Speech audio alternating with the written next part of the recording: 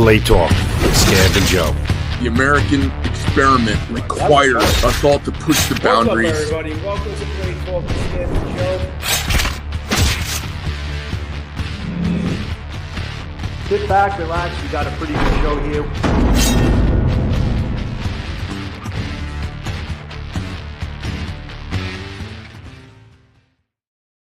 Please don't forget our U.S. veterans. Growing awareness for veteran suicide. Hashtag 22 a day no more. Veterans, you always have a place here. There is a number in the description of all of my videos for some good folk that can help you if you are in despair. What is up, everybody? Welcome to Blade Talk with Scab and Joe. My name is Joe Steele from the Steel Mindset. Welcome into the room. And see, the chat room is kind of growing a little bit more and more. I appreciate you guys all being here. Today is a treat. I think it's definitely a treat today, given the fact that we have some Cold Steel royalty in the room. But before we get into that and the special guests that we got coming into the show today, as you know, with our respective channels and with Blade Talk with Scab and Joe, and as you've seen in the introduction, we support and grow awareness for our veterans. Much respect to our veterans. You're welcome on our channels, on all our platforms, and growing awareness for hashtag 22 a day no more. So without further ado, we are going to have, obviously, Scab is coming into the room. And we have Luke coming in, and Luke, who is actually just recently is the new CEO of Cold Steel. Yes, Luke now owns Cold Steel, formerly of Calculated Survival. He is now the new CEO of Cold Steel. So it actually changed hands one more time. So we got some royalty in the room, like I said. So let's get the ball moving, and welcome to Blade Talk with Scab and Joe. And by the way, a happy April 1st, everybody. Welcome, Luke. Actually caught me off guard a little bit there. I was like, I knew he said he was going to do that. What's up, guys? What's going on, man? Welcome Luke is the new representative of Cold Steel. Just put that, into perspective. And it is April 1st. So welcome, everybody. Go ahead, Scab. I'm sorry. No, you're good. Welcome in, Luke. We're glad to have you, man. Listen, we could probably do 3 or 4 shows with you. So we'll do that. But what I'm saying is we got so much to cover. Here's what I would like for you to do, if you would. Okay. Quick introduction of yourself, a little bit of background, but I know a lot of people want to hear about Cold Steel. So quick introduction, tell us a little bit about yourself, and then tell us how you got involved with Cold Steel. Okay. Yeah, so I'm born and raised in New England, and my father owned a plumbing and HVAC company. His father before him owned a plumbing and HVAC company. The reason I'm telling you this is because I did plumbing and HVAC for 15 years. I was just a tradesman. And eventually, after 15 years of that, I got bored and I just wanted to follow my passion, which was the outdoors. I love the outdoors. I love knives. I love self-defense, all that stuff. And, one day my father-in-law looks at me and goes, you don't look that happy with plumbing and HVAC anymore. So if there's any idea you come up with that you want to pursue, I'll invest. And he's my current partner in Calculated Survival. I just went to bed, thought about it, woke up the next morning, was like, I want to start a survival store. I want to start a survival channel, all that. It wasn't really as much a channel because we were just thinking, let's market a little bit. And then out of nowhere, it just blew into this thing that I reviewed a couple things here and there, and then one day I did the the Harbor Freight survival knife, bargain or BS, and it got 5 million views on TikTok, and then I was like, oh, shorts is where it's at. So I started doing more shorts, and people were just asking me for reviews on knives. So I just kept doing that, and I used to make knives when I was a kid, but I didn't know anything about heat treatment or steel. So I would go to Home Depot. And I'd buy the cheap mild steel and I'd cut it up and I'd file it all by hand. Oh man, I'm such an idiot. I should have brought down my first knives I ever made. And I started making these knives and I just started loving it. So then I started getting into Calculated Survival, started making knives there, started designing knives. And then eventually the thing about Calculated Survival was, I kind of started doing the knife thing because Cold Steel had always had a special place in my heart. I seen the videos of where they tested the snot out of these knives.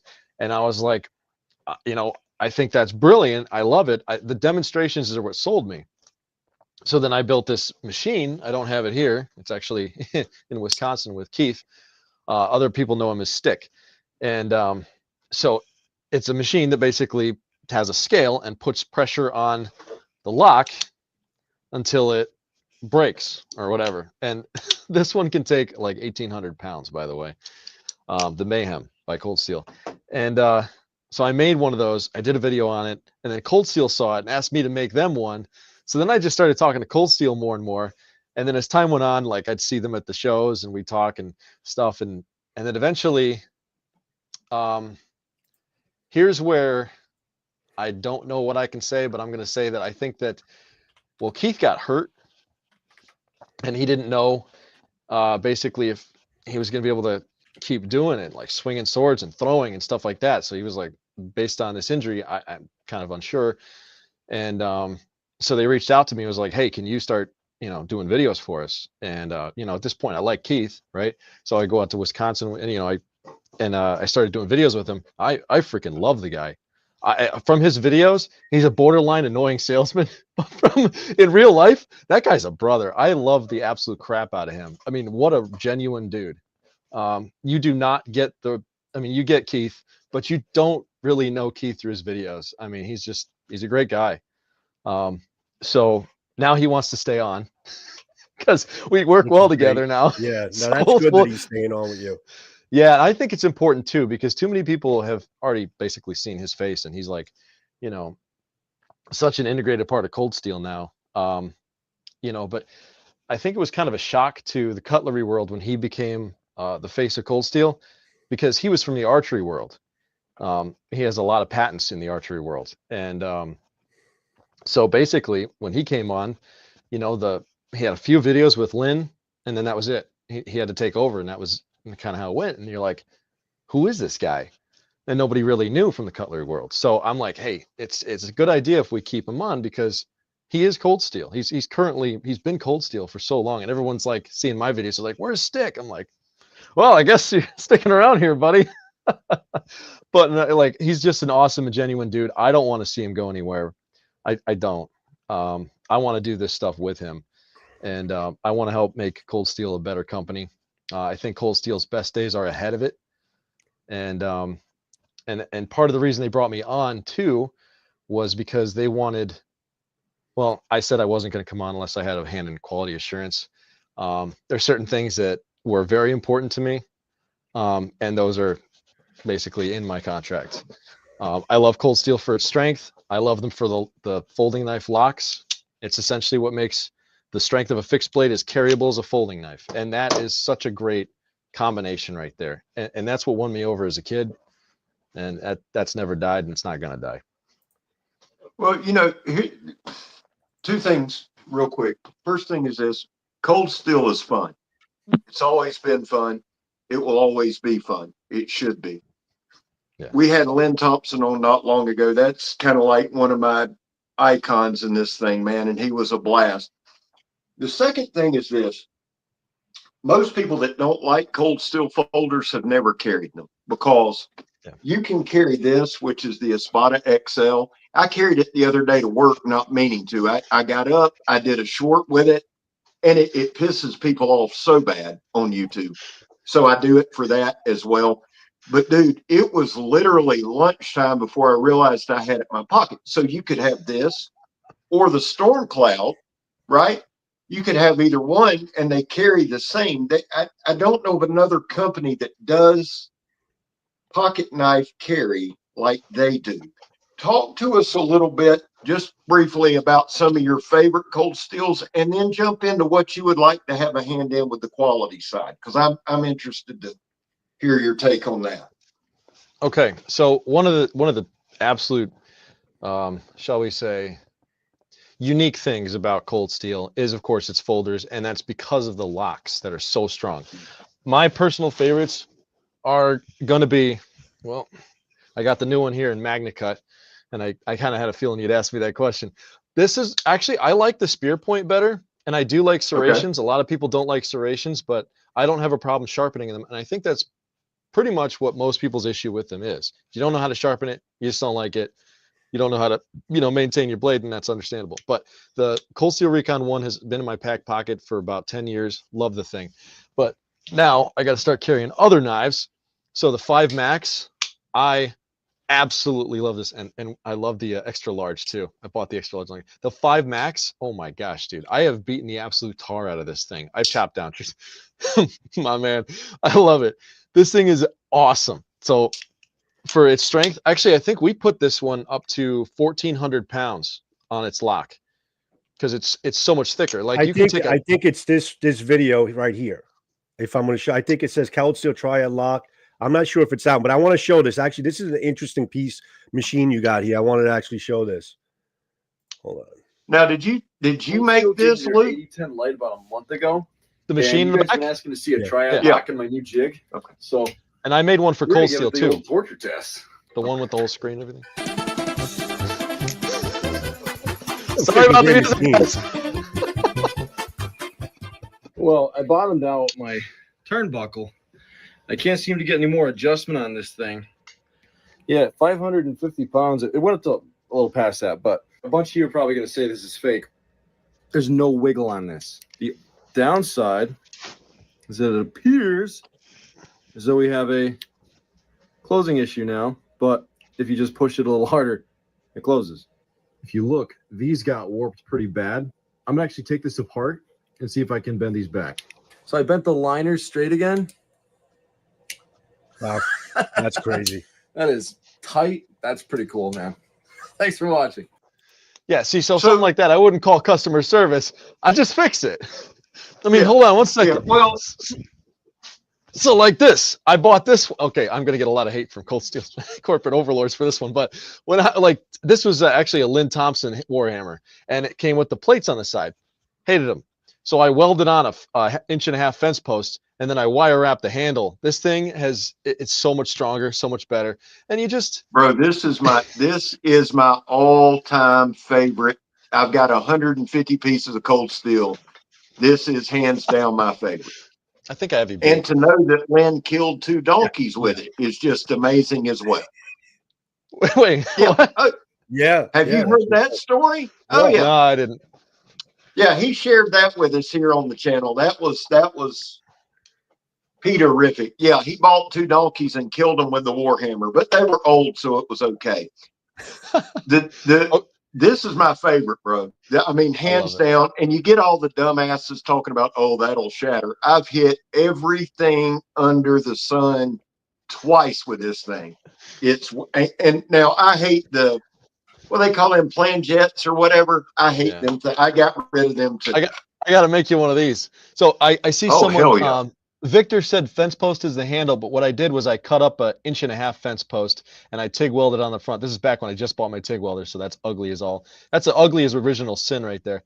And so I bent it to fit that perfectly. And then I use regular, because I was a tradesman, I just use regular tie wire on that, and it's got a great grip.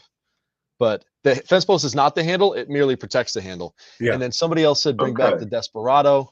I see you. I'll talk to people. I will. I'll write that down. But you were asking me about my favorite blades, and let's go from there. I didn't like Mayhem at first. I started using it, and now I love it. I do. It is so tough. It is so strong. I personally want to do this again. I want to design this again, except for maybe a thicker blade, and I want this to be straight across. I want it to be more of a bushcraft blade. I want this to not look so much like a cutlass, but it'll be an additional knife. I want to make it more of a bushcraft survival knife because, I mean, how strong this lock is. I have cut trees down with this. Yeah. I beat the tar out of it, and I love it. Yeah. And it's razor sharp. I just made my daughter a wooden sword with it. Right. Speaking Luke, of her. Let me ask you a question, actually, just to clarify, because maybe some people in the room don't really understand what your role is. Like, what is your role as a rep? Like, what are your responsibilities? What are you able to do? Just so you could explain to people, like, where your role in Cold Steel and what you represent, with them. So I'm essentially the face of the company. That's what they've said. At least that's what I was hired to do. We still have Stick here. I don't want Stick to leave. So I think that we should be the face of the company together. We'll see how that plays out. That's the future still, we thought we had a plan. And just because he and I work so well together, we might be changing the plan slightly. I don't want Stick to leave. So basically I was hired on to be the face of the company. Okay. Essentially is how that went down. And it was due to the fact that Stick had suffered an injury. And he didn't know how much longer he could have kept going. So they were kind of like reaching out, trying to find someone. And then they called me in December. And when I was actually at Demolition Ranch's range day, I was shooting machine guns out there. That was a lot of fun. But I was out there and I was just in the middle of shooting machine guns. I got a phone call from Jamin. And he's like, you know, I need a little help here. And then it just went from there. So also my next favorite blade is the newest FM1, and it's because it's so carryable. It is so carryable. It's an Atlas lock, little tiny thing, super thin. It's like a 3.5-inch blade, S35V in titanium. I love it so much. I gave the satin version to my daughter. I like that. Yeah, I like that. I can't get enough of this. I cannot get enough of this. I would recommend this knife to literally anybody, because people with tight pants or jeans or anything like that. I mean, it is a great looking knife. It's well built. It's got that Atlas lock. It's fidgety. It's thin. I absolutely love this thing. Nice. I want to see if I can. Do you have one yet? No. I want to see if I can. I'll tell you what I did. I had the code 4 because of the size. I absolutely adore. I've had 5 of them. I've given 5 away. And so for my small cold steel, I literally carry this Storm Cloud. Yeah. I love this knife, but it's discontinued. So I was going to pick up another code 4, but I might get that one because I like that one a lot. Yeah. Let me reach out to my my people and see if I can get you one. That's a perfect little carry. I like that. I like that. It is amazing. That a lot. That's beautiful. Yeah. I do love it. It comes in stonewash and satin. This is the stonewash version. I apologize for not having the satin one. That's in my daughter's pocket. So well, it's like having a tough. Well, you did a short. You did a short today with everything you got in, and to do videos and to do. How do you organize that? And I realize this is what you do, but what like people in the chat that don't have channels, they look at it and go, man, you guys got it made. And we do. But there's a lot of work. So how do you organize like all that stuff you got? Do you go into that a little bit? What's your plan of attack to be the face of cold steel? That's the question. Well, a lot of it has to do with products we want off the shelves. Products that we want to, we have a lot of that aren't selling as quickly. Sometimes things just need a spotlight. Sometimes I'm just like, dude, I love this knife. And I make a video about it because I just can't get enough of it. And I just want to talk about it. So I made one on, I think it was Saturday. In fact, my daughter was the one that filmed it. So I was like, I love this knife specifically. It's great. So that's, sometimes it's just random. Other times it's like ideas, comments come up. And a lot of times though, see, because I have people that are like, hey, we need to sell this product. So it's like, okay, we'll focus on doing a video in the next couple of days. And then I add that to my list. And then same thing will happen. They'll be like, look, we have a list of 50 that would be really good to get out the door or at least speed up the sales on. So it's like, okay. And I go through the list, boom, boom, boom, boom, boom.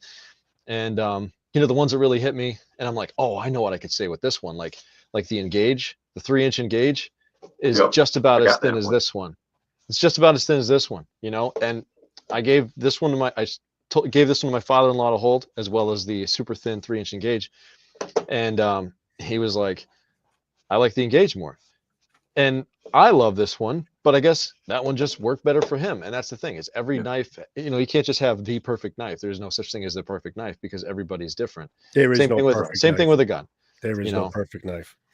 Yeah. So let me ask you this. Your father-in-law is your partner with Calculated Survival. Is that right? Yeah, my father-in-law, yes. He does he tries to do a lot more land nav. He was an ex-Green Beret. And so he'll take over some of the land nav stuff. Now he's got to take over the channel almost entirely. I'm going to try to get in there with some of the survival stuff. But I cannot review knives. We'll support him. We'll push him. Thank you. Yeah, Thank you. We'll absolutely. do that. Because that's a great channel. I'll and tell you why I that's gotta say keep that. going, keep going. I watched one of his. I'm thinking it was him. He's kind of older dude, kind of jacked. He did one on the solar steel, right? Didn't he do one on the? Is that him? Yeah, he did that when he was in the Bahamas. Yeah, that's the solar still. He did that one. Great video. I don't know if Joe's seen it. I think I've seen it on TikTok. But the reason I bring that up for all you guys, let's make sure we support calculated survival. Let's do that. Yeah. I think that's really important, especially when the guy helped you get into it. I think we should show love there. But back to the cold steel stuff. And I'm just fascinated with this, and I'll let you talk. But my mind's just racing. Like if I called or whoever called you and said, "Luke, listen, man, Code 4, we need to get it off the shelf." Do you feel any pressure there, or is it just kind of a natural flow since you've been doing it? I don't get a lot of pressure. Does that make sense? Yeah, I mean, it makes sense, but it's like, the videos for me aren't really too much of a big deal. I mean, like sometimes there's not a lot of pressure. No, I mean, I can usually make something about it. If it's a product I don't like, that's where the pressure comes in. Yeah. Because I gotta, if I don't like it, it's hard to make a video about it. There's not too much I don't like.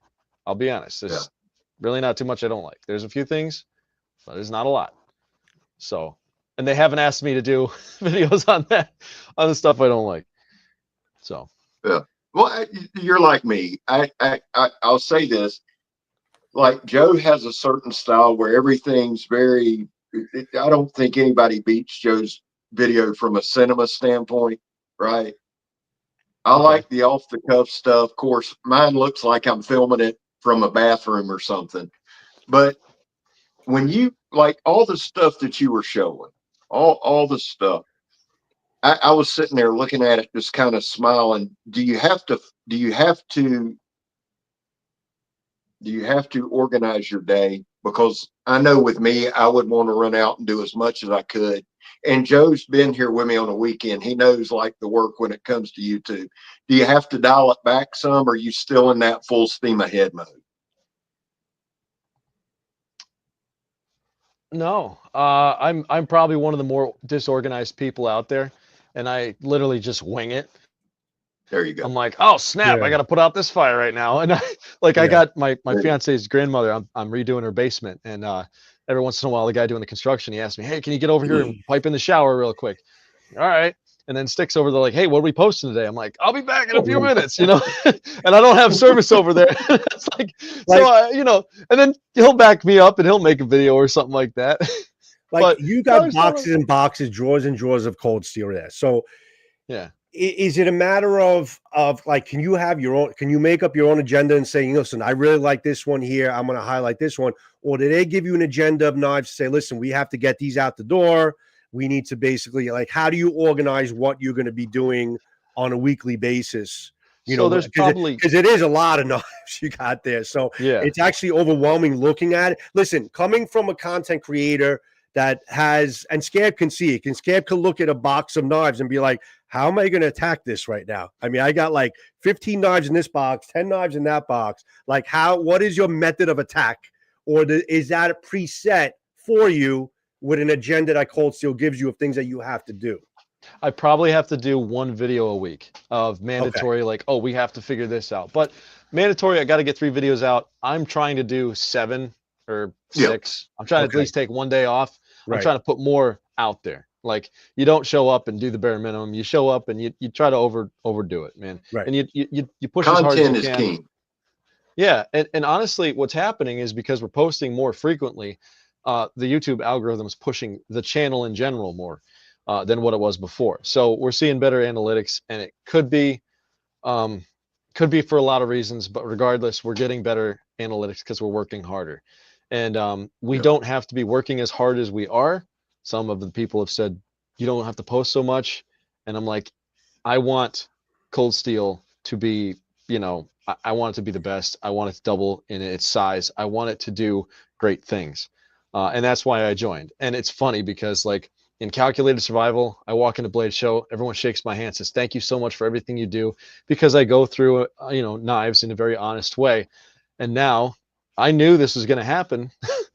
You jump into Cold Steel and you're not that guy anymore. You are now a salesman, and people don't like salesmen.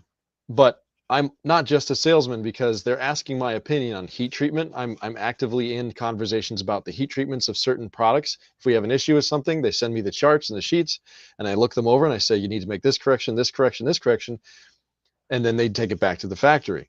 So that's something I get to do, and people don't get to see. That's behind the scenes. That's actually making Cold Steel a better company, and that's part of my job. It's part of my contract, quality assurance. Yeah.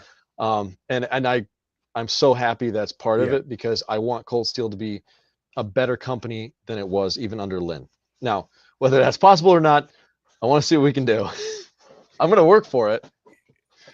Scab's going to jump on this as well, but let's move into customer relations, customer service. But also, before we get into that, how much do you think moving forward, being the face of the company, you and Keith and all that, a lot of people have critique, not even critique, even recommendations. Like you said, like maybe if somebody will look at a knife or they review it or they comment on it and say, oh, well, maybe this should have been done this way, this should have been done that way. How much are you going to read into like maybe some comments you get, critique for like maybe some recommendations for knives and things like that? And then also go into also the customer service, conundrum that people are in with Cold Steel. So we're actually actively, and that was one of the things I actually made sure I asked them about prior to signing my contract. I was like, there's 3 things I want to talk about. I want to talk about these machetes.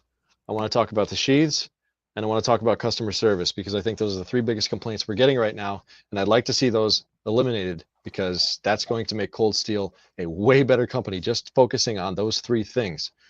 Customer service, we have an inside, me and Keith are working on a plan for that, and I think you're all going to love it. I can't say too much more than that because I spoke to him just before I called here, and he's like, don't say too much. So I'm not gonna assign too much information to this, but basically we are actually working actively on a solution for customer service, and you guys are going to be, I think you guys are going to be really pleased with it, because that seems to be like, if you have an issue with a knife, it needs to be dealt with. So we want to stand behind our product, and that's the other thing too. If you don't stand behind your product, but we just don't have something in place, which we are actively working on right now. So I think you guys are going to be very happy with that. The other part of the question you asked me was, like, are you going to monitor it? Are you going to basically be aware of what people are asking, making comments? Becoming as a YouTube creator and people commenting on your videos and stuff like that. Are you going to be active in looking at what people comment on the videos for recommendations and all that? Like, can you put that into account? Let's just say. Yeah. So here's you the can only thing. do so much of that, though. Right. I do have access to all the comments and all the posting and all that stuff. That's part of it. We post it. And we both can comment. We both can look. So I do comment through Cold Steel sometimes, their channel. And I see the 5 Max Scout come up a lot. That's in almost every video. And the thing about that is, Scout, products take about a 18-month turnaround. So from going, hey, let's start this project. Boom, you go to the factory. This is our specs. They go, okay, and then they go from. Sorry, I got caught up in the comments. The guy was asking about a serrated Coben. Anyway, I'll answer you in a second, brother. But the shoot, where was I? Comments. Yeah, no, comment of Cold Steel for so the 18 months turnaround. Yeah. The 18-month turnaround is something to really take into account, and that's not even counting in the design phase for some things. I think that the Cold Steel 5 Max Scout wouldn't be as hard because the same exact 3D elements are there. You just got to add in a couple things. Manufacturers work with you. We might be able to do something like that, maybe for 2026. But it's an 18-month turnaround. So I have a couple designs of my own that I want to put through that I think are going to be more towards the earlier Cold Steel fan base essentially. Some stuff that I've designed that's just robust and it's built for, built for hard use, because that's my thing. I just want people to be able to depend on their knives. They go in the woods. I don't want it, because I've been in the woods and I've broken a blade, and it's like, well, what do I do now? That was my blade. That was the one I brought, and I don't want anyone's blades breaking on them. That's why I'd rather a bend than a break. But as far as the future designs and stuff, I am actually trying to work on a few designs of my own right now. I was working on a design prior to joining Cold Steel, actually. But how much of a hand I'll have in that? Not as much as, I'm not going to be running the thing, but I am going to try to make a few recommendations, That's mad cool. I mean, to be involved with a company you love like that and be able to make recommendations, that is kind of cool. To be able to say, maybe we should design this, that, and one other thing. I like that. That's pretty cool. Yeah. Yeah. Nice. Yeah, it's fun. It's living the dream, man. I was asked the opportunity. I was given the opportunity, and I took it. So. Yeah, nobody can begrudge you that. And the thing is this too, you don't need to be a damn punching bag. You know what I'm saying? Because you've done this long enough to know that you could make a knife out of unobtainium and a gold handle, and somebody's going to bitch. That's just life. I will say this on the 5 Max Scout. This is the 4 Max Scout. I think this is probably the best cold steel knife for the money that you guys have come up with. I think it's one of the most handy knives. It's one that I recommend a ton, just because of the price point and what you get for that price point. So I'd be curious. Most people don't understand, if they hadn't seen it, the difference between the 5 Max, and I got my 4 Max in there. I brought the Scout. You wouldn't know unless you put them side to side. You wouldn't know, but that's a huge. That 5 Max is massive, dude. Yeah, it's I just love the a 5 Max. Yeah. Oh, I do too. It's one I carry quite a bit. See, Scab brought up a good point. Scab brought up a good point, because one good thing that Cold Steel has been doing within the last number of years is being able to come out with renditions of their most popular knives into a version that's more affordable. So, like, you have the 4 Max, you have the 5 Max. They're pretty expensive knives for the most part. Yeah. And then you have now you have this. Then they came out with the Scout. Scout is, I would say, almost just as good as everything that the 4 Max is. And it's tough, and it's a great knife, and it's a great value. Given it's not the steel was 10A, which is good on its own. But is Cold Steel? Do you feel like Cold Steel moving forward is going to be taking that approach of having that extra version of some of the most popular knives, to make them more, not all of them, obviously, to make them more on an affordable base with lesser steels and lesser materials and things like that? Because that's actually a pretty popular thing that Cold Steel is doing, that not a lot of companies do. Yeah, I did not even know how much I was going to like the Voyager series until I started getting a few of them. They're good. I love the Voyager series. That's it's inexpensive, and it's a lot of knife for not a big price point. And I think that we're going to continue doing that kind of thing. I am pushing for the 5 Max Scout because I see it so much. And I think it'll be a great sell. Everyone's gonna, even if we just do a run of 1,000, those 1,000 will sell out quick. And then we'll be like, all right, guys, those sold out really quick. Let's do another run. Like we don't have to do, like this is a committed SKU that we're just going to run with. I think it's a great idea. And obviously unlike what Joe said at the beginning of the podcast, I'm not the CEO of Cold Steel, but I would love to, to make sure that we continue to do that, because it puts people that are like, oh man, the Mayhem's great. Because like over here, I've got the limited edition. I got this limited edition. This is the Mayhem with the red and black G10. I got number 17, pretty early number, and it's great, S35VN. And then they came out with the AUS 10 version, and I love this one just as much. Yeah, this one's cheaper. Yeah. So I think it's important to keep doing that. So I see Cold Steel continuing. Good. Well, and the thing is, the Aus 10 is a good steel. I have the XL Espada with the Aus 10 and chopped a 4x4 in half with it, probably faster than I've ever chopped one with a fixed blade. They're good knives. And the Aus 10 is good steel. I really, really, really, really like that. In fact, my all-time favorite cold steel folder is the Raja 2. This is my all-time favorite. All time. You know, I don't even have one yet. Dude, I've got 2 or 3 of them. This one was my original. The clip's gone, the point's busted. It's been reprofiled. This is it's a pocket kukri with a triad lock. You can't beat it. That's all it is. Have you never had one of these? I've never had one, and I'm hopefully getting one soon. I got a Roger 3. They sent me this massive box full of stuff, and then like those boxes, four other they got to boxes. be in there somewhere. Come on. No, I just got a Roger Really? 3. I'm just Wow. getting a 4max Scout and 4max Elite sent to me over the next hopefully week. Just I don't have everything. Isn't that funny, huh? That's great. But you got a lot. So let's keep talking, Colt. Is that a Dirk behind you to the left bottom? Yeah. Yes. Yep. This is a Dirk. Dude. Wow, that's nice. I that's a got lot of one. oil. I know that shocks you. I love that thing. That knife is underrated, guys. If you don't know, that knife is underrated. I ran over my damn sheath, so I have to make me a sheath. But I love that knife. Yeah, I love that. It's pretty nice.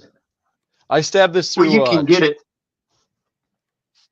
Yeah, I stabbed it through chainmail, and I sliced up some tatami mat with it. It's short, but it's straight, and it's just long enough. It's like, there's a reason why. I mean, it's actually a historical blade. Yeah, absolutely. But there's a reason why it's shaped like this, and it stood the test of time. I think it's a great knife myself. I haven't gotten to spend too much time with it because I just got it. You're gonna hear me say that about a lot of these knives. But I think one of my favorites is that Tachi katana up there. The one up top.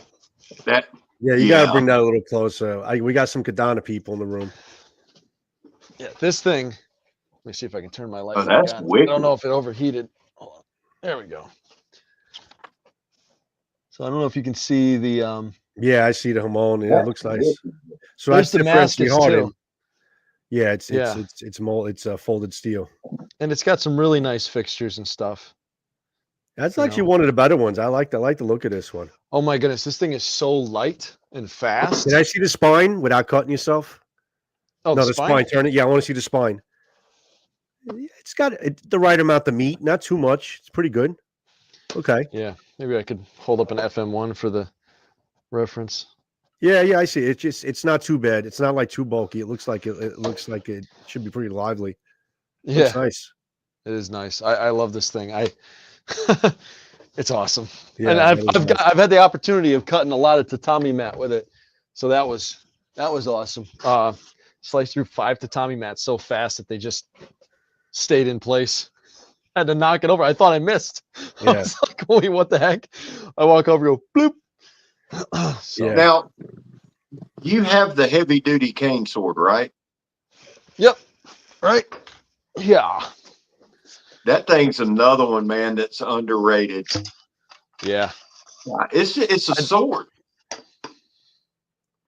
Yeah. People don't get that it's a damn sword. Let me get double edge. Yeah, it's double edged, but only to right about there. Oh, okay, to the front. Okay. Yeah, and this tube is freaking sturdy. You could beat, you could basically beat people off with just the tube alone, man. Yeah, I recently did a video on it. That's why I think Scab is talking like that. Oh, that's right. Did you engrave yours? Or is that just beaten to heck? I took mine's beat the hell about. You can see mine's. Oh, I see it. It looked like you put a design on it or something. I was like, at first from far away, it's a Scab engravement. I took it. That's Scab engravement, yeah. You could. I think I hit a coconut with it. But this You ain't thing, more than a coconut, this bro. thing is wicked. I'll tell you, I just got this, and it's going to be rough because I got it in the swamp. This might be one of my favorite machetes, Luke. That's the machete cutlass. Yes. Yeah. Okay, I can Just see the color. guard now. Yeah. Yeah. I had one of those. I have the 1917 Bowie somewhere. Oh, it's in the car. But I always wanted the cutlass that went with it, right? Yeah. And I just Yeah. never pulled the damn trigger on it. So when I saw this one, this thing's a damn sword. Talk a little bit about the machetes. I want to hear your thoughts on the machetes because they're near and dear to my heart. The Chinese war sword and this one are my two Yes. favorites. Talk to us about the machetes with Cold In Steel. terms of then and now as well. Okay. Then and now. Because So- we talked about this already. Okay, yeah. So South Africa was producing our machetes in 1055. Excuse me. Yep. I'm sorry. 5, yeah. 1055 high carbon steel, and over time, they just started to be, from what I understand, were not able to meet the demand. We were getting orders from certain companies for 50,000 at a time, and South Africa was not able to keep up. In fact, what they would do to keep up was send blades that weren't even beveled, no handles attached, no sheaths. They'd be like, there's your quantity. It's like, well, what are we going to do with this? This isn't a complete knife. And this is what I was told from what I understand. And so they had to find, like, look, we gotta have a complete product that we could send 50,000 of to this company and 50,000 of to this company. Like, it's massive amounts of machete sales. So then they went to, China from South Africa, and China was able to meet the demand, and they started using 65 MN or NM. I don't know which way it goes. It's here somewhere. And so then I think that there's a reviewer called Joe X, and he started smacking the snot out of him and snapping him and just screaming at the screen, "F you GSM, F you Cold Steel." I'm like, whoa, dude, let's work on this. But I wasn't a part of Cold Steel or GSM at the time. And so then they sent me the heat treatment reports for that one. And I'm just gonna say that I had some things to change on there, and send it back with my recommendations. And you can have a really good steel and a bad heat treatment. You can also have a bad steel with a good heat treatment. It's not, it's more heat treatment and edge geometry than people realize. People think it's the steel, but you get different companies heat treating stuff differently. You get different factories heat treating stuff differently. You can get Magna Cut from off-grid knives, and you can get Magna Cut from buck knives, and it's heat treated differently. But that's based on the company. It's based on the factory. And so when I look at these things, I'm like, well, we're talking about a machete, guys. Let's heat treat it like this, that, and the other thing. So if we're going to do 65 MN, because we can't use 1055, currently don't have the supply for it, and the only way to actually meet the demand. And the other thing too is people don't want to spend $60 on a machete. People are going to complain, understandably. They don't want to spend a lot of money on a machete. It's a machete. They want to spend $30. I want to spend maximum $40, whatever the price is. But with inflation and everything going up, the prices have been going up, but people still don't want to spend that money. There is that pressure to keep the costs low. So we're trying to balance everything out and meet the demands, meet the price points, and make a quality product. So now that they're like, hey, we have Luke, let's utilize him. So they email me the heat treatment certificates and the process, and I look at them, and they're all in Chinese. So I have to translate them with Google first. And then I go back and I'm like, okay, this might need to be a different temperature here, that, and the other thing. And it's pretty much my involvement with that. And I'm very glad to be a part of that, because, it's very important to me for people to, I don't want to say see my face and know they're getting a good product, but that's kind of what it is. I don't want to put my face on something that's not like a high quality product. That's why when in my company, I had a throwing hatchet, and we were throwing the thing, and we didn't have any issues with it. We thought it was great. It was super light. It stuck no matter how you threw it, except for if you hit the handle. And this one guy with millions of followers online, he started throwing it, and he was hitting the handle and he was breaking it. I mean, the guy was chucking it for the hills, and he posted it and said, you know, terrible hatchet, $600 an hour to throw this hatchet. But I did sell spare handles because I was like, look, if you break a handle, I don't want people to be out a whole hatchet. So I was like, spare handles is something I don't see enough of. I'm going to make sure I have them on my site. So then everyone's like, F you, this and that. And they started posting on Amazon, like, your calculated survivals hatchet is terrible. And they didn't even buy it. They just started bombing us with reviews and stuff like that, really pushed us down. So my response was, all right, let's fix it. You know, let's figure out what we can do. So I tried to make handle after handle after handle. I finally came up with a solution, and it took a lot of work, but I got there, and I made basically a near indestructible throwing hatchet handle. 2 pieces of aluminum with a 3D printed core. It's something I can make. I'm not going to China for it. I need to make these things now, and I need them out there as quickly as possible. So after making that handle, I sent it over to the YouTube guy, and he said he would get me a video on it, and I never got the video on it. I messaged him again, never got a video on it. Messaged him again. It's been months and months. And it's like, hey buddy, you know, if you could just like maybe say, like, I ran it over with my truck. I beat it over an anvil. I smashed it over my log splitter. It's not gonna break on you anymore. And I was hoping to like get a little bit of some. Is this it, Luke? This is the one, right? Reverse coverage on that, but yeah, that's the one. Yeah, sorry I don't have one here. I was running to grab one real quick. Yeah, do you have the near indestructible handle? You could. Is it there on the page? What? Yeah, it should be right there, all the way to your right. This one. Yeah, that's the one. So I hand make these out of aluminum, and I gave a couple options. You can have different colors and stuff. So I cut them up. Pretty tough. Yeah, that looks pretty tough. Sandblast and powder coat them, and I 3D print these cores in different colors. Oh, nice. And you can beat the tar out of these things. So I sent it over, and I'm like, hey, let's get this video up to like bring my name back. But it was like, no. So, but that's what I'm about. I'm about making stuff better. If something's messed up, you give people an option to have an indestructible, or you know, something people can depend on. So that's my reactions to stuff like that. So that's the same thing I'm going to bring into cold steel. Just want to make a better product. Something people can depend on. Well, listen, that's what cold steel needs. That's exactly what cold steel needs to kind of. I mean, to be honest with you, what would you say about the products? Okay, so let's just talk about a little bit about. You've been dealing with cold steel for a little while. Is there any different? We spoke about this a little bit, and a lot of people have opinions about this. Is there a quality difference between pre-Lynn Thompson and post-Lynn Thompson in terms of cold steel? Now, we spoke about it. It's kind of obvious, but let everybody know basically what your opinion about that is in terms of the quality of a cold steel knife now and before. Because people have it in their heads. They're set straight. Yeah. You know, just I would love you to talk about it for a minute. Yeah, and this is one of those things that kind of gets on my nerves a little bit. Like 1 month after the acquisition by GSM, people were like, oh, we can already see the quality going down.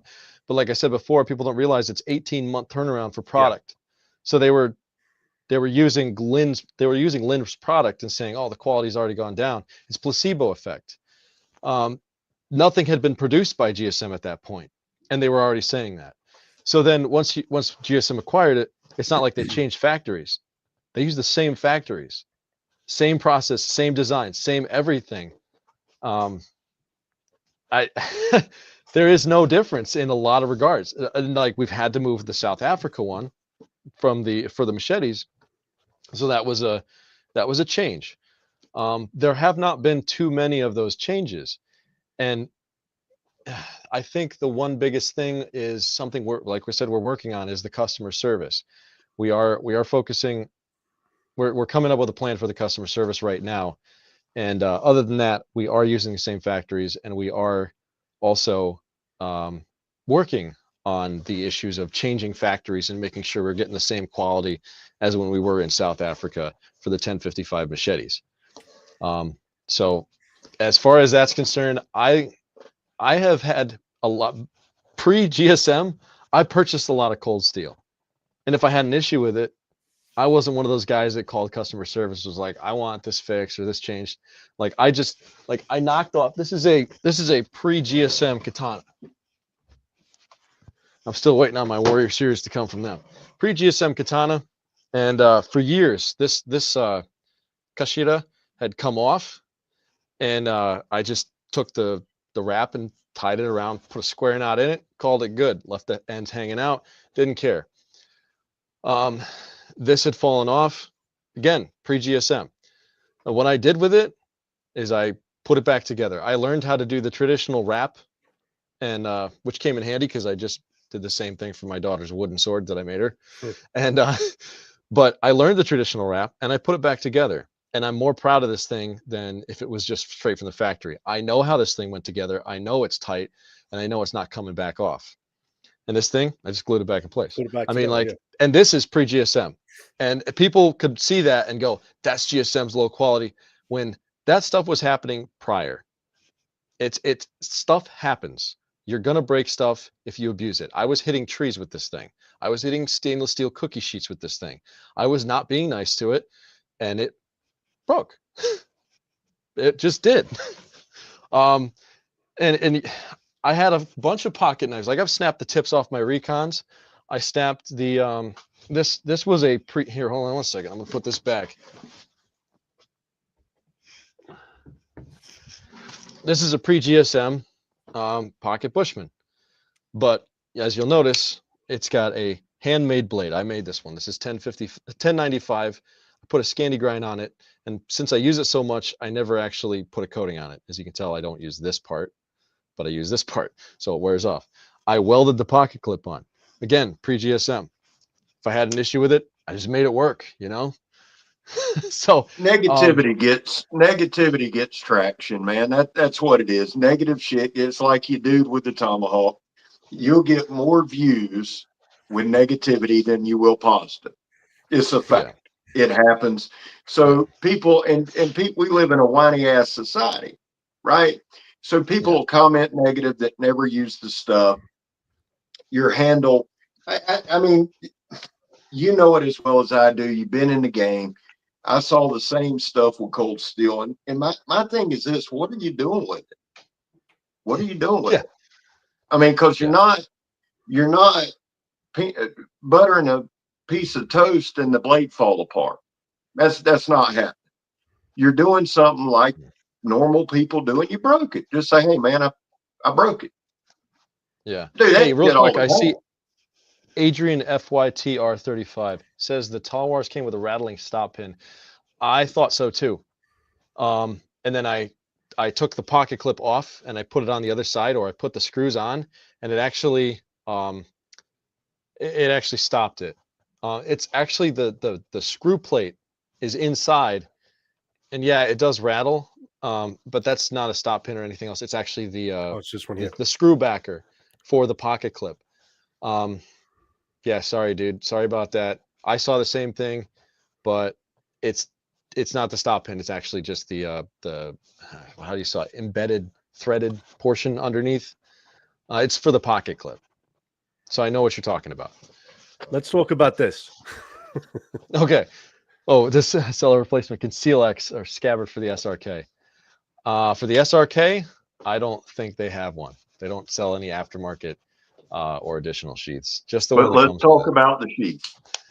All right. So, actually, you know what? I want you to go ahead and say what your issue with the sheaths is, then, Scab. Okay, so I'm really excited because I brought it up to Luke. This is my SRK. So everybody knows these are nylon and glass or whatever. The issue is it pulls the shit out of the hand, the edge, right? And so I made a video pretty aggravated with it because I contrary to popular belief, all my cold steel I bought with the exception of a handful. So what I was hoping from Luke, and I think he's got the solution, is if we could fix it. And let me say this real quick, because I made the video and I got a lot of people, well, that's just a lot of money. Well, think of the money that you'll make when people go, hey, they're actually, fixing the product. This, by the way, Luke, is my all-time favorite cold steel. I've got 4 of these, the SRKs. There's just something about it. Now, this was gifted, but 2 things I wanted to mention. First, tackle the sheath. And then second, I hear this a lot. Is there any way to secure this a little better, the handle? I'm sure there is a way.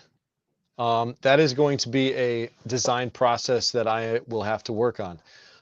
So you want to secure the handle a little better. It's got 1 pin in the back, and that's pretty much the only thing holding it right there is that pin. Now, what I'm wondering is if we can somehow dip that in like a, just a little bit of some silicone, and before we stick it in there, maybe a little contact cement, help out a little bit, maybe something that just fills it in. We will see what we can do with that. I will ask those questions, and I'm not making any promises, but I will try. Because I don't know if you saw, but I made a video where actually I broke the SRK in SK5 as calculated survival, and then I built it out of 52-100. And then Stick in 2023 at Blade Show Atlanta charged me $100 for a cold steel SRK in 3V, and I still have it. It's right here. Oh, that's funny. Yeah, That's I'm funny. like, he's like, I can't just give it to you, and I'm like, because he saw my video, but this is the one in 3V. Yeah, I do love this thing. You I what? do too. Do you have one in 3V? Yes, sir. Okay. Yeah. So the 3V is a great steel. I love it. I beat it, and it bounced back nice. I love it. I got 2 in the Sandmai. The one from Italy, CPM 3B. Okay. Yeah, dude, I'm an SRK freak. I got one in VG1. Okay. And That's Luke, the Sandmai? thing is, it's not VG10. Let me find it. Here we go. I took the coating off of this one. Powder coating's my background. This one's VG1. It was made in Japan. This is the first one I ever got. I like, but the CPM 3V is my favorite. And what I was going to say about the handle, I really haven't experienced the loosening, but I get that comment. Oh, well, that one's rad. But this thing's 10 years old. This thing's 10. Yeah. I mean, so. But the sheath is the big thing for me. So we talked a little bit beforehand. Tell us your plan there. With the sheath? Yeah. So before even coming on, before I even came on to GSM Outdoors or Cold Steel, I said there was 3 things: was the sheaths, the machetes, and the customer service. I think I've touched on the sheath. I think I've touched on the machetes, and I've touched on the customer service. Jeez, my tongue. But the sheaths, so I was told that yes, there is something we can do. So I said, all right, cool. So I've got 3 different designs I'm working on right now to fix the sheath. I don't know if I could tell you what they are, but just to keep, either a different material, not a glass-filled nylon, or some other type of tooling in the front to prevent the edge of the knife rubbing on a glass-filled nylon. But these are actually changes we are actively working on. But if we come up with a solution, it won't come out for another 18 months. That's the other thing. It's just knowing it's coming. That's me. And Joe, make a short of this little segment and tag Cold Steel in. I'm in so much trouble, man. Somebody said just the fact that you're willing to work on it. I mean, I'm not that guy. I'm not going to hold your feet to the fire. Just knowing because of the money that I've spent and that others spent. People love Cold Steel. I'm not going to waste time on the people that don't. You can't. You know what I'm saying? But like, dude, look right here, my Swiss halberd. I've got all this. I mean, I'm a Cold Steel fanatic. And I've heard all the stuff. So if you're making the improvements, I think that's what the true Cold Steel fanboys, and I am. I don't give a shit. Yeah. I am one. But I think that's what we care about. I think we care about the effort. Of course. Is the 3V still available? Isaac was asking. Isaac, where are you shopping for it? are you shopping on the Cold Steel's website, or are you? And Scab, you have something to say about purchasing stuff through Cold Steel's website. Yeah, but if that's incorrect, let's go ahead and refute that now. Not going to refuse. Is that not incorrect? I have no comment on that specific thing. Okay, I'm not going to comment on that. Here's what I've said, and it's not negative. I'm not. Right. See, that's my thing, Luke. A lot of times I think I come off like a smartass. Like certain people have resting bitch face. Well, I can't have that. My eye goes this way, and but I'm not being smart. What I would like to do, like with Cold Steel, what I've seen is their MSRPs are higher because they're trying to push you to a vendor. That's honestly what I was told by a rep a few years ago. If that's not the case, and every time I say it, Luke, there's always, well, I bought this for this. Yeah, sure you did, bud. There's always the exception. Okay. But you were told that by I a don't mean rep. that negatively. I just thought they may want their, and if some of the guys from Cold Steel are watching, maybe they can address it. It's not a negative thing. It's a common business practice to raise your MSRP so that folks will go to your vendors. No, that's a common practice for a lot of companies. I mean, we deal with a big company, Cat Siberia. We have Patrick on all the time, and he'll be the first one to say, listen, we don't deal with the, we offer the products, you can buy from us, but they have their list of vendors that sells their products, all their swords. So I mean, well, the proof is in the price tag. Yeah, that's it. I'll just say that the proof's in the price tag. I mean, that's my only thing. Yeah. And it's not negative. I try to be careful with that, because when I say don't buy from Cold Steel, that's not what I'm saying. Right? You're saying buy. And you have to be careful with Amazon because of the knockoffs. When I recommend something from Cat Siberia, I give them Cultivatina. I tell them, you could find this on Cultivatina for this price, because obviously it's just, why would I steer them towards buying something a lot more than when they don't have to? But that's perfectly fine, because that's just the way these companies run.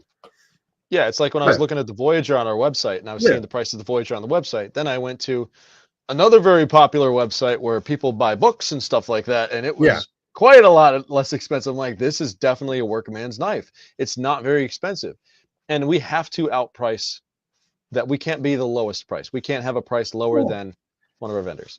So the proof is in the price tag.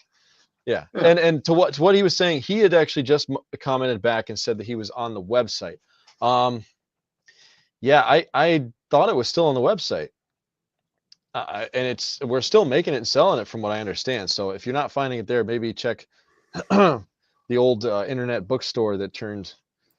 Well, let's address that real quick. And guys, for you in the chat, with Luke coming on to Cold Steel, we want to be respectful of what he can say and what he can't. I appreciate you guys asking him questions. He's not trying to dodge anything, but there's certain things contractually. So bear that in mind. And when I ask you this, if it's something you don't want to talk about, just say no. But one thing that I've seen, like I'll say it, I don't care. Amazon, what I've seen with Amazon, like, I'll just but all the tomahawks. Like I went on there a couple years ago, and their prices, man, I'm talking $15, $20. Like I paid. This is my all-time favorite Cold Steel Hulk. Yeah. But I mean, the prices were so low, you start to wonder, hey, is this legit? So if people are going to buy Cold Steel, I want them to buy Cold Steel. I don't want them to buy, a knockoff. Is there any way, like, on there to tell, or how do you tell if it's a certified vendor? I guess would be you the can best tell by question. you can tell. Actually, you know what, Joe? Can you go ahead and go to Amazon real quick? Yeah. If you go to Amazon, you go click on a Cold Steel product, and then you're going to see the vendor up in the top corner, and you'll see more from this store. You'll click on that, and you'll see more Cold Steel products. It will be the Cold Steel store. That's how you make sure you're getting a Cold Steel. It is actively on there. Yes. Okay. Yeah, that's a good piece of info to have too.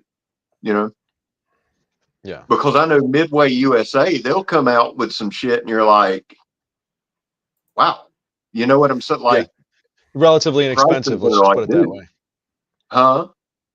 Relatively inexpensive, Yeah. to say the least. Yeah. Yeah. All right, Yeah. so No, they're buying from us. Here's your sponsored. Okay, here's on the top sponsored. So I'll hit one of these. So this is supposed. So is it if they say visit the Cold Steel store? Yes, click on that. Yeah, visit the Cold Steel store, and that's the vendor. Yeah. So you I can go would through tell there. I would steer people to shop at the Cold Steel store on Amazon and find the products from here. You're saying that.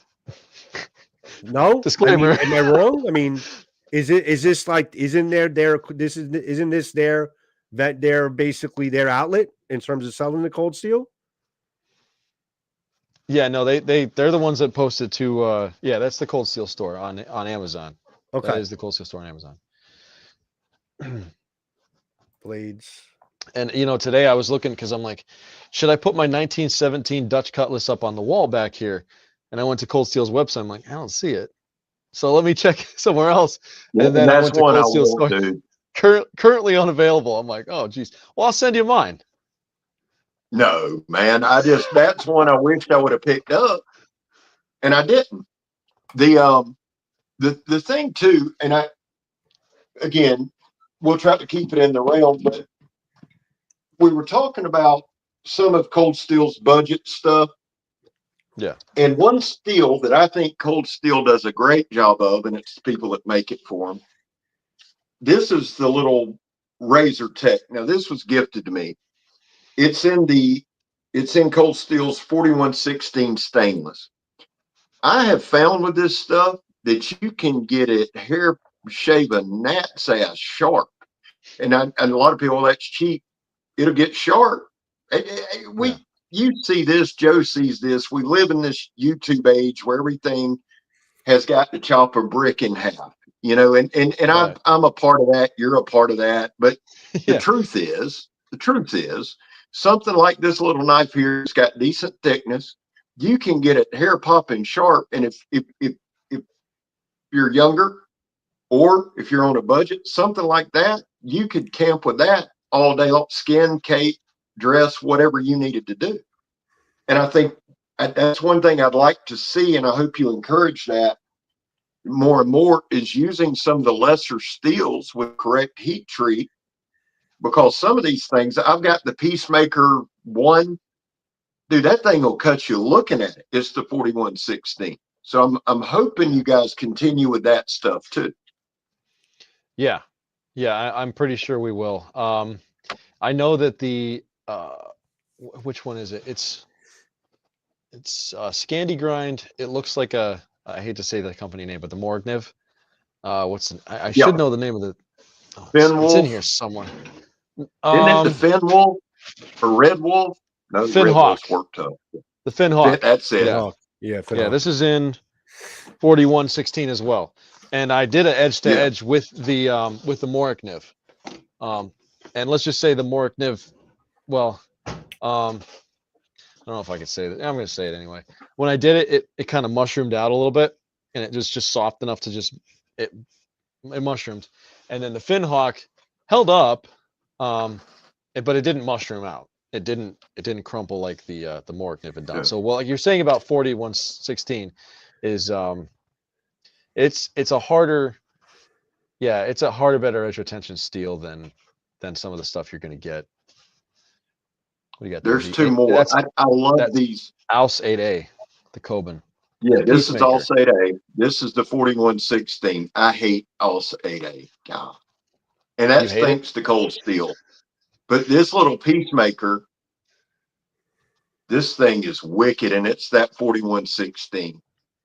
Yeah. This might be one of the sharper ones I've ever had, and it's been used, man. All my stuff's used.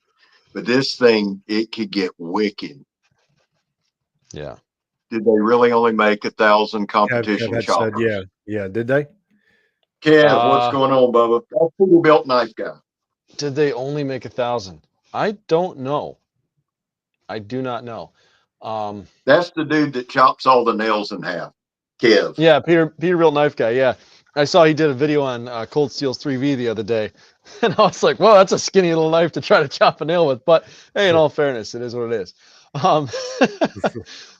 I was going to chop a tree down today with an espada and go, listen, man, edge geometry is a little bit more important than heat treatment. I was gonna reprofile my espada and chop a tree down with it, even though I was the one who chopped the tree down without reprofiling it. My man is fair. If he's nothing else, he's fair. I know. I love it because it gets people just bent. It got the buckaroos all bent out of shape.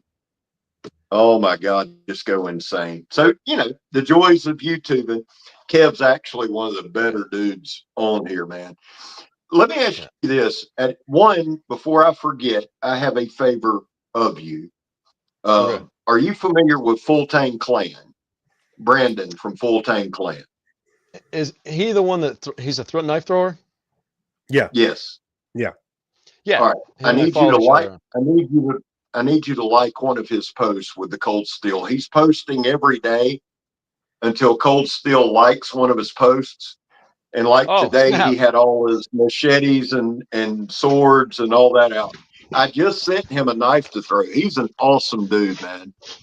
All right, hold on. I got my notepad right here. Yeah. All right. His name's Brandon with Full Tang Clan. Awesome Right, dude. Now, are these comments going to stay on the video? Is this video getting posted? It will. It's only it'll take about a day for the comments to go into the video. It takes usually about a day to come in. All right. So Full Tang Clan. Yeah, no. I watch his stuff from my channel. Well, Yeah. what was my channel? Calculated Calculated Survival. Number 2, fix sheet. Yeah. I That's something I am working on. I literally just sent him one to play around with. The one that me and you got, Joe.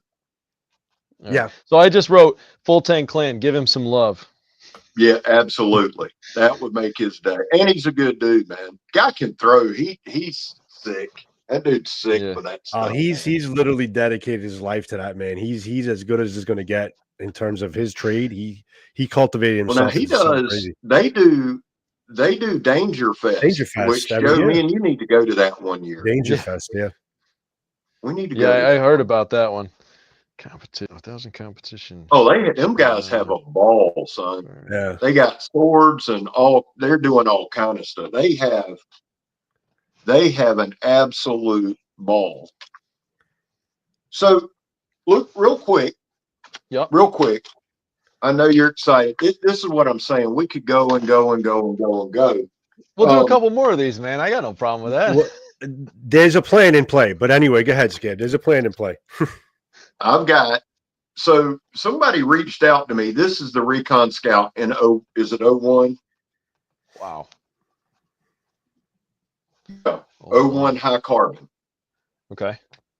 This might be the first cold steel fixed blade that I got. Right? You can see the tip seen better day. Now, they make one of these in 3V. Have you got to play with that yet? I love this thing. It is pretty awesome, really? Man. I do love it. It is a slick little knife. It's beautiful. I've actually shot the edge of it, which, I mean, if anybody's actually shot edges of knives, you know, a lot can take lead. But it still was impressive to not see any edge damage on this thing. I do like it in 3. I love the 3V. Done by Cold Steel, because there's a couple of steels that you know a company can do and do right. Like Aus 10A, you were just saying that Cold Steel does really well. They do. Well, no, that was more me. That was. Oh, okay. Well, the 3V, Kev let me check out that competition chopper that he bought was in 3V, and that was wicked, dude. Yeah. Wicked. Oh, you know what's funny? When they sent me the Mayhem number 17 of the Mayhem, they also sent me number 17 of his competition chopper, so I got a matching set. Really nice. Yeah, I'm trying to get the matching. That competition chopper was wicked. Yeah, where did I put the darn thing? That thing is wicked sharp. But I've got the Trailmaster and the Recon Scout both in 01. That Joe, have you messed with the Trailmaster? No, I haven't. I got it. I may send you this one. There's a lot of cold steels I need to try. That thing's badass, man. Kev let me borrow his. And that's brand spanking new. That's brand spanking new. Signature series too. Nice. Number 17. Nice. That's cool, man. Just like my Mayhem. That is. I got dope. I got the Lynn Thompson I got the Lynn Thompson Signature Series. Where is it? The Coben and Yeah. this one, both number 6. Now the tie Tie light, light. my Yeah, cool. Lynn Thompson tie lights in the car. I love that knife, dude. I never realized, we didn't realize until we had Lynn on, like every single knife is made with self-defense or self-offense in mind.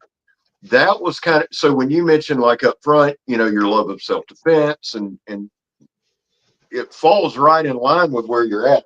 I'll tell you the truth. This knife right here is, and I always say it. People get tired of hearing me say it, but I'll say they're a favorite. There's no way in hell I could nail down like my top 3 knives, but the Frenzy is just sick, man. Do you have one of these?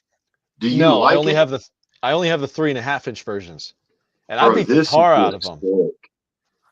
Yeah, I got a video of me beating the absolute tar out of the 3.5-inch ones. Let me see if they're right here. It should be right stinking here. Here we go.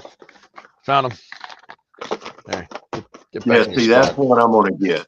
I'm a So I Frenzy got- freak, man. Yeah, I got the black one and I got the red and black. Yeah. Yeah, These are see, the little I'm guys. a Frenzy freak, dude. There's something about the shape, right? Yeah, that's wicked. Yeah. That's It's a little guy. wicked. That is nice. I like that size. The tip retention test we did on this was actually pretty good. We stabbed it in a stump and we're like bending it over. But see, like here's the difference. And I'm hopefully not going to get in trouble for saying this. But the bigger the knife you have, right, the stronger your triad lock's going to be because there's more material there. So this one we put up to like 200 pounds and it bounced back, no problem. If it has to go above 200, that's a lot. I mean, you know, but everybody wants to see it break at the same weight that this one does, and it's not going to happen. This one went up to around 1,400 pounds, but it's because it's not only thicker, but there's just a lot more material there, and the lock actually travels a lot more than on the Frenzy. You know, Yeah. but that's That where makes understanding a lot the of sense. application. Makes a lot of sense. Yeah. You got to understand your application. You know, if you want a stronger knife, you get a bigger knife, or you know, something designed for it. But you know, triad lock is also based on size. You also have to be careful though, because people want to see shit break that's not theirs. There's all kind, and you know this, and the guys watching know this. There's all kind of parts of knife too. You know, there's the real use, there's the hard use. At the end of the day, you got the guys, and I love Joe X. I'm part of his Patreon. I wear his shirt. I support. I love Joe. Yeah. But Joe's going to break the knife. Where I get aggravated, it's not with Joe, it's with the people that watch Joe. Yeah. You know, what they're not getting is, and what they don't, you know, if Joe has a 10-minute video, that's probably 2 or 3 hours of hard use. I'll take that knife any day. So when it comes to the cold steel stuff, I'm like you. I grew up on the Lynn Thompson videos, cutting the pigs in half and all that. I love that. Yeah. But when we're being realistic, you know, little junior son of a bitch isn't going to need to do all that. He's going to cut some zip ties and open some mail, and that's it. Yeah. But we have this thing where it's like, oh my God, it's got to be survival or bomb proof. No, it don't. Yeah, I do. Well, the reason why I pretty much went down that route was because of watching the videos from Lynn all those years ago of how strong his knives were. Mm. And then also because I had broken knives out in the field and I was relying on that knife. And I'm like, this sucks. I don't want to ever be in a position where I cannot depend on my blade again. And so then I became a total cold steel fanboy, didn't have one break on me. Then I started making my channel, you know, and I started breaking stuff, and I was like, see, this is why you don't want this one, and then this one, and, you know, but yeah, so a lot of people don't understand like what I'm trying to show in some of my old videos. And it's hard to watch Joe because I appreciate his views on a lot of things, and I appreciate what he does. I appreciate the tests. It tells us, hey, we have more work to do on some things, but it's just, I don't know. When he starts going, F GSM, F Cold Steel, I'm like, all right, dude, that's where I shut the video off, because I'm like, let's work on this. And I understand that we can't get to everybody. There's been a lot of people that say a lot of things, you know, and I'd rather work with somebody than, you know, than anything. And like, Well, I've had a lot of people. Joe will work with you. Joe's one of those guys you want to work with. There's a lot of guys who have reached out to me behind the scenes. I know Joe, right? Yeah. Some of that is showmanship, right? Yeah.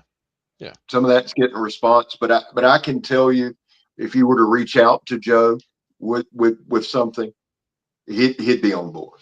He'd be on board. Yeah. I only want to work with him in the way that, like, okay, how do we make the product better? Right. He sees Right. this didn't feel right. Like, I had a bunch of guys send me knives onto my channel, Calculated Survival, and I would break it, but it was a one-man shop. You know, I'm not going to post that to my channel with all the viewers that I had, you know, because people clam onto that. And it's like, I get my best views when I crap on something. And but then I'm like, I'm not going to do this to this one-man shop. I'm going to call him and say, hey, so this is what I experienced. I've had some smaller. Oh, Tom Brown's here. The one I'm waiting for is the Espada large, not the extra large with red G10. Okay. So, but we have the Espada large. Are you looking for the Espada large in just regular G10 with regular Oust 10A? Sorry, I went off key. No, by all means. Okay. No, your thing, man. That's I recognize him from please. Cold Steel. From the Cold Steel. No, sorry, not Cold Steel. Blade Show. I was at Blade Show, and he walked up to me, and he'd be commenting on my videos all the time. I think this is the same guy, if I'm not mistaken. But yeah, I was just curious if you were looking for the S35 VN one, like this, because we sell that. Yeah. Yeah. So Todd Carr just said, "Be nice. In the works, nice to Todd. see a simple fix." Yep, we're working on it. Todd's a good It's dude, not. man. I don't think it's. Yeah, Todd is awesome, man. It's not so much a material. I mean, they could use glass filled, freaking injected, whatever the freak they want to use. It's just making it a little bit bigger, just so it doesn't hit. It just it's a matter of the blade sliding up against it back and forth. That's dulling it against that material. If you kind of just micrometer, just make it a little bigger, so it's not, you have that play there, so the edge is not constantly going against that sheet, then you'll be fine. Yeah, against glass filled nylon. So Just we'll so you know, as soon as this sumbitch is over, I'm making a short thanking Luke at Cold Steel for fixing the sheath problem in 18 months. So go ahead and get ready for that. Yeah, because the turnaround on product is 18 Countdown, months. 18 months, new sheet. Well, If we you have to came nail out that. and said we got it fixed, I'll wait till hell freezes over. Okay. You know, but yeah, there'll be a short coming. The design process is going to be is what we're working on right now, getting the right design, and then after we pick a design, it's going to be 18 months before the turnaround. But yes, we are working on that. That was something I had said before even coming on. I was like, look, we're gonna fix these sheaths, and he's like, yeah, we can do that. I'm like, okay, cool, good, then I can sign this. I can sign this paper. But listen, in the big scheme of things, really, that is the important factor. It's the important factor is realizing there's a problem, saying that, you know, and addressing it. That's really what it's all about. That's it. Yeah, and that's the thing. Like I said about Joe X, I appreciate getting you know, told, hey, this is an issue. We're like, okay, we'll work on it. Just like that one YouTuber did to me with my throwing at it. I was like, okay, I'll work on it. And then he sent back a mad respect, and all his viewers were like, yeah, this is the collab we wanted to see, blah, blah, blah. So there was positivity to it. And you got to ignore all the negativity, because there's always going to be negativity. And like, even just starting, like going from Calculated Survival to Cold Steel, there's so much negativity on the channel. It's like, you know, people calling you gay, to people telling you, you know, your bracelets are, you know, the weirdest thing ever. And it's like, well, these were made by my daughter last year. Okay. I mean, what bracelet were you talking about? The Wounded Warrior Project one on Scab, or the ones made by my daughter, bud? Like, what was your problem? Yeah, exactly. So yeah, it's, you're gonna, bro, you're gonna pick up. I'll tell you this, and just so everybody knows, you and I messaged a little bit, never really talked. Yeah. But when you come out with Cold Steel, I was super stoked, man. Everything Thanks, with man. me, and I'm Appreciate that. saying this honest to God, no matter how I act, no matter what I say, everything to me is blessed. And when you come out, I thought, man, this is kick ass. I was so excited. It's not about getting anything. It's about people don't know. And when I say work, no, it's not hard work. It's time consuming. People don't realize the amount of hate we take, you know? Yeah. And so when you win, Tom said, yep, it's him. When you do something like you did, it's not like, oh, this guy's lucky. You've put in the time, you put in the effort, you've paid your dues, and now here you are. Yeah. I got a lot more hate at the very beginning of my channel. I got a lot more hate at the beginning of my channel, and then after a time I got established. Like, people told me, stop it, you don't know what you're doing, or you're terrible, this and that. And it was like, I'm just going to keep going. And then eventually they stopped. They died off. And that's exactly what's going to happen with Cold Steel. I have perfect faith that that's going to happen. And I don't listen to the negativity. No. Well, It's not. No, it's never going to stop. Bro, listen. No, you're in it for the long haul with Cold Steel. But who cares? I'll tell you why I love them, and then I'll pass it to Joe. Cold Steel people either love or they hate. Period. Yeah. There's no, they're all right. Never. They love or they hate. And that's the way that people are with me. And that's the way I like it. I don't want, Scab's all right. You'll never hear that. Yeah, I just don't understand why there's so much attitude with knives. It's like, well, there's so much attitude. It's like, guys, calm down. It's a mannerism of people. It's not even just knives. It's just a certain mannerism of people. It's just internet. What it is, This is not Tom Brown, Isaac. This is something I wanted to get into because I want you to talk about also calculatesurvival.com. And that's actually what Isaac was asking about, you going to make knives on your website or just doing full Cold Steel. So maybe we can bridge this over to like calculatesurvival.com with the knives that you're making on that site. Yeah, that was hard. It would take me forever to make a batch of like 30 of them because I had to do all the shipping. I did a lot of the website, not all of it, a little bit. I did any manufacturing and packing. I did, it was a lot of work, and I still posted all the videos. And then I was trying to make the knives and everything on top of it. And now that I'm full Cold Steel, if anything goes forward with that, it's probably going to be more my designs go to Cold Steel. And we start making my designs through Cold Steel. I wish I could show. I don't have any pictures, and I sold every single one that I ever made because everyone's like, "Oh, you've got one? Oh, I want it." Do I even have like a? 1 second. Let me see if I got. Nope, that bag was not one of my knives. I had one customer want a different handle, and I don't have it. But I've made some knives for the captain of the Fort Worth Police Department. I've made I made a knife for Donnie Dust. I've made knives for Guy Fieri, but that's all got to stop, because I now work for Cold Steel, and my designs are going to be, that's what I'm going to have to work on, my designs through Cold Steel, because I work for them now, and I would love to make knives. I love the whole idea behind it, and if one day Cold Steel decides to do like an American-made stuff, I'd love to be a part of that. I have some guys in Florida that can help, where it would be like, I design it, maybe I do the handles if I have time.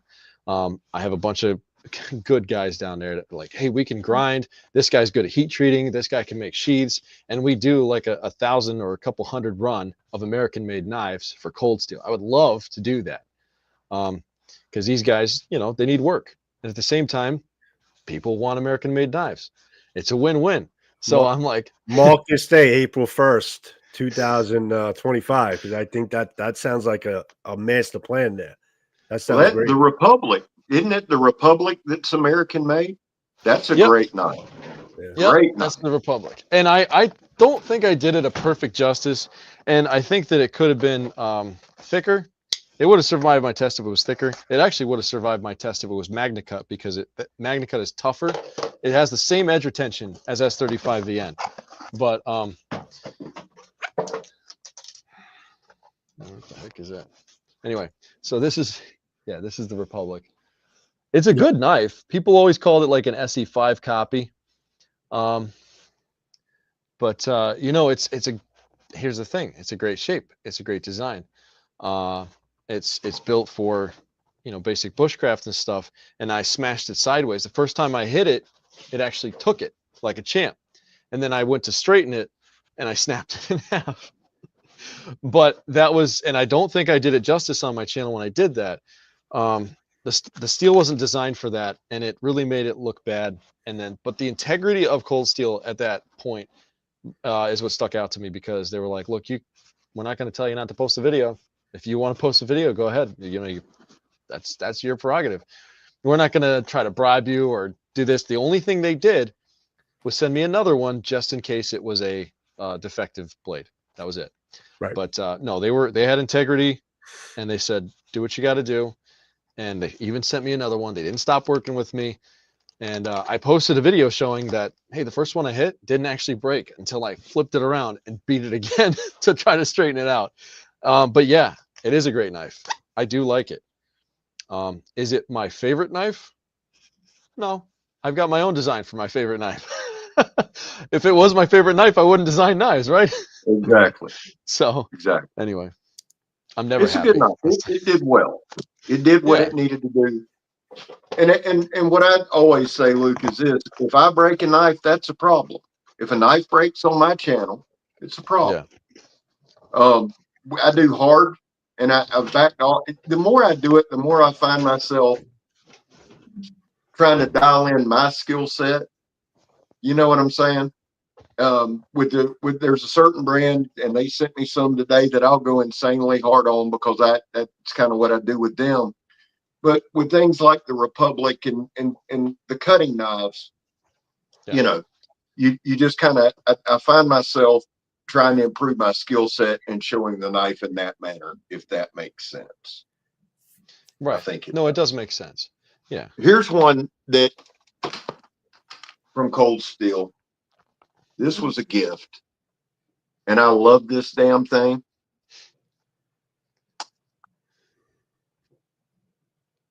I love this thing. There's always something to be said about a big Bowie knife. I went ahead and super glued the guard. I don't care. I love this damn knife. I just like the history behind it, and the whole, it's old school sword fighting type shit. I love it. And there's something to be said for big. There's something to be said for big buoys. And the leather sheath, that's awesome too. But I love Bowie knives. They're awesome. I actually like kukris better. This is the Laredo Bowie. Oh, I'm with you on the kukris. I love the kukri. Kukris are the Dude, chop. The Laredo and the Natchez, those are on my grill list. Yeah. Well, we might have to see if we can hook you up with some of them. That's a good knife. Yeah. I love the kukri. Ever since I was getting into survival, the videos and the what was it? The Ultimate Wilderness Survival Guide by Hugh McManners. That's the one I grew up on as a kid. And I read that book cover to cover. The dude used a kukri and everything. So I was like, that's the knife. And I looked into it. It's like really good for chopping. So then I got Blackie one. Thomas, like, that's all he great. uses. Yeah. Yeah. Blackie Thomas, that's all he uses is the kukri. Well, I mean, he's got other knives, but he's a huge proponent of the kukri. I've got a bunch of them. I'm a big fan of them. They work. Yeah.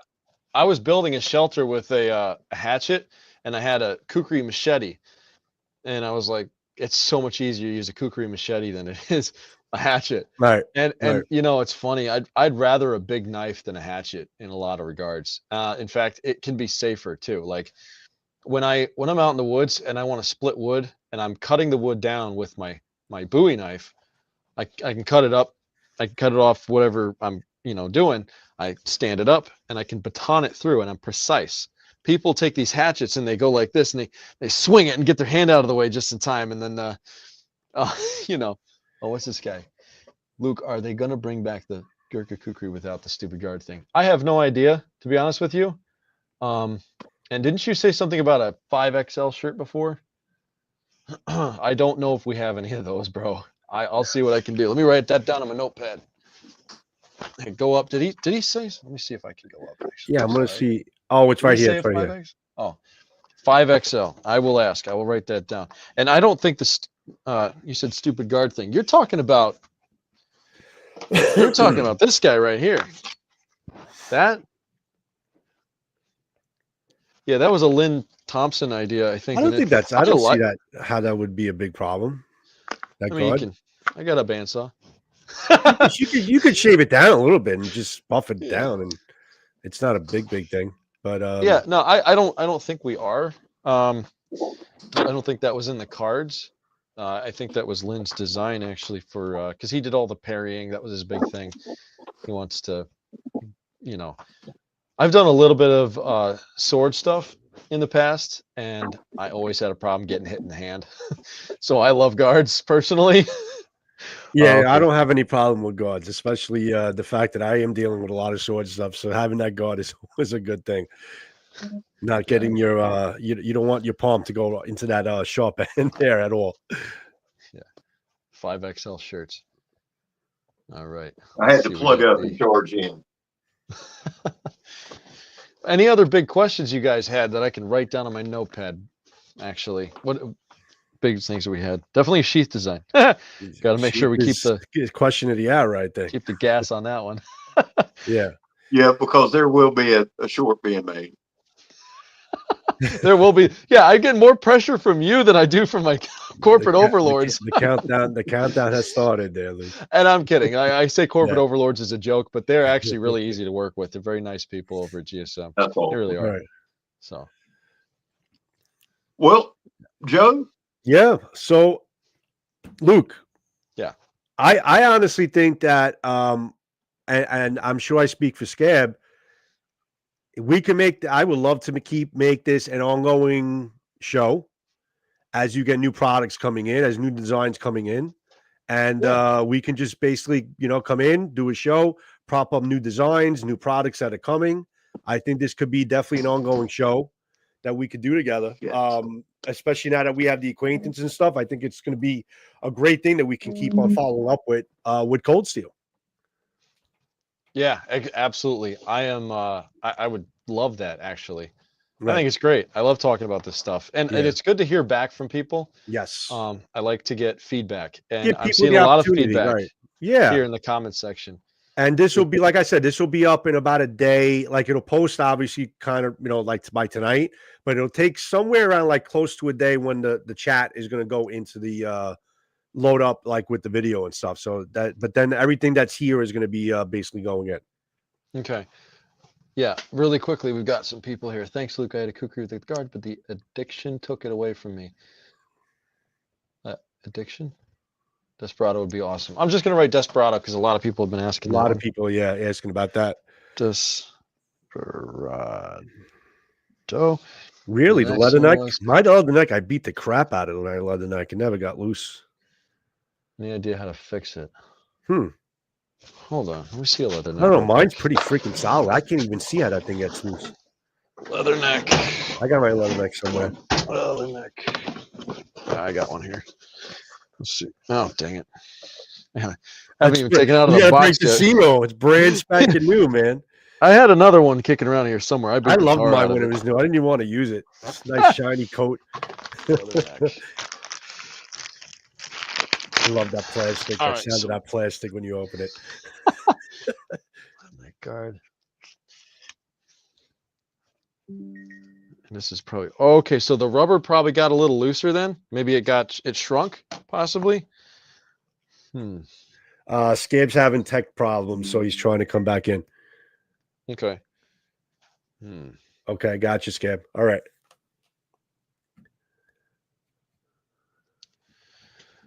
Maybe. All right, here. I have an idea.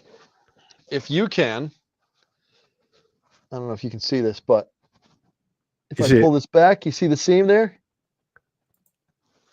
Right? I can pull that back. It's possibly. Yes, I see it. I see it. Okay, because that's the rubber, right? Yeah. So I would suggest trying it first. If you can get one of those, try to pull that down. If you need to use a clamp, use a clamp. I clamp sideways and pull. It makes it easier. Obviously, try to wrap the blade in something first so that you don't stab or cut yourself, or or even just place the sheath over the top just far enough away. And then you can either fill that space with, I mean, I personally my own jerry rigging of stuff, I'd probably try to wrap it with a little bit of cord and then crazy glue the cord in place. That might add a spacer. Or you could fill it with like a, let's see, what would be a good, there's a 5-minute epoxy sold at Home Depot. Oh yeah, I've seen that. That'll work. Yeah. I've never had that issue, so I apologize for not having the solution. I am spitballing here because I've never done that one before. I beat the crap out of mine, man. I've been using that a lot, and I'm actually surprised that it's a little loose. But let's see if we can get to a couple more questions really quick here. Sneak peeks. I don't have sneak peeks for Blade Show. Actually, Keith has those right now, and he's going to send me the box when he's done with it. So I apologize for that. Marshall Designs that made the company what it is today. Yes, we are keeping a lot of the Marshall designs. And I think we want to keep it that way because that's where we make the money, because that's why you guys love us. So this is a question for you. What steel does Luke like for the zombie apocalypse? That's like the question of every Blade Talk. That's funny. Well, 3V. Me personally, I like 3V, but I make I make my own 52-100. Here is I like the 52-100. My actually really a lot. Yeah. My favorite steel is AEBL. AEBL. AEBL. It's a stainless. Essentially, it's a 52-100, but stainless. I gotta write that one down. AEBL is my favorite. I personally do a lot of 52-100. It's great. I powder coat it. You know. I've gotten a lot of 52-100s from the Kukri house. Oh yeah. In Nepal, the Nepalese made kukris, they use a lot of 52-100s there. And I've always had some good success with that. Yeah. What would your go-to be out of the Frenzy or Black Talon for self-defense? I would go with the 5.5-inch Frenzy, just because I'm not. I don't do the curved blade thing as much. Traditional style of kukri. That would be interesting. I would like to see a traditionally styled kukri. And leather. I'd like to see it with the traditional two sister blades and everything else that goes with there. That'd be pretty cool. Thanks. I'll have to get some epoxy. Yeah, try pulling it down, fill it in. Okay. I think that was a lot of the questions. So in closing, what now basically being, we spoke about everything. What's the best thing that you would say people should look forward to, being that you're at the helm right now, or what you're gonna fight for or work with, to look forward to in terms of the future of Cold Steel? Well, that's going to be future designs, better product quality control, because I'm a part of it. I mean, if I didn't need to be there, right, I wouldn't be there, right? But I am hoping to improve quality control, or ensure quality control, shall I say? And also, I want to listen to the audience a lot more, and I want customer service to get better. That's what we're shooting for, and that was part of what part of what I suggested before I even signed anything. So customer service, a couple things have to be fixed quality wise, in my opinion, and we are actively working on them. So you will see things getting better from here on. Excellent. And not saying Cold Steel was in any way, shape, or form.